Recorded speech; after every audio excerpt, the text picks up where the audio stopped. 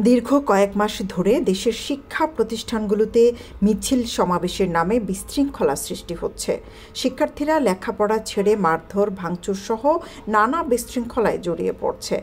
এই পরিস্থিতি সামাল দিতে এবং শিক্ষা প্রতিষ্ঠানে বিশৃঙ্খলা রোধে শিক্ষা সংশ্লেষবিহীন মিছিল ও সমাবেশে শিক্ষার্থীদের অংশগ্রহণ বন্ধ করার উদ্যোগ নিয়েছে সরকার। শিক্ষা মন্ত্রণালয় সম্প্রতি দেশের শিক্ষা প্রতিষ্ঠান প্রধানদের এমন নির্দেশনা দিয়ে বিজ্ঞপ্তি জারি করেছে। মাধ্যমিক ও উচ্চশিক্ষা বিভাগের বিজ্ঞপ্তিতে শিক্ষার্থীদের শিক্ষামুখী বা শ্রেণীমুখী করতে শিক্ষা প্রতিষ্ঠান প্রধানদের কো-কারিকুলাম কার্যক্রমে সম্পৃক্ত করার নির্দেশ দেওয়া হয়। বিয়ানীবাজারে রেডি ফ্ল্যাট ভাড়া দেওয়া হচ্ছে।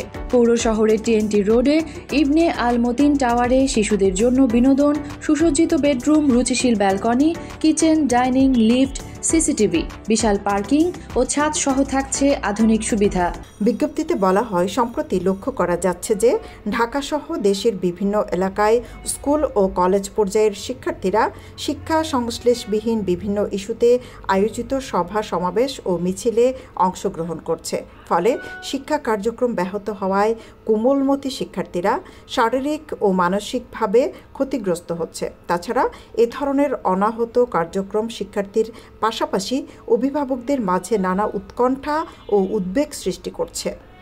বিজ্ঞপ্তিতে আরও বলা হয়, এই প্রেক্ষাপটে শিক্ষার্থীদের শিক্ষামুখী ও শ্রেণীমুখী রাখা এবং বিভিন্ন ধরনের কো-কারিকুলাম কার্যক্রমে ব্যাপকভাবে সম্পৃক্ত রাখতে হবে। কো-কারিকুলাম কার্যক্রমের উপর একটি তালিকা নমুনা স্বরূপ সংযুক্ত করা হলো। এ লক্ষ্যে শিক্ষা প্রতিষ্ঠান প্রধানদের মাধ্যমে অভিভাবকদের সম্পৃক্ত করে শ্রেণী কার্যক্রম ও কো-কারিকুলাম কার্যক্রম জোরদার করার প্রয়োজনীয় পদক্ষেপ গ্রহণ করতে হবে।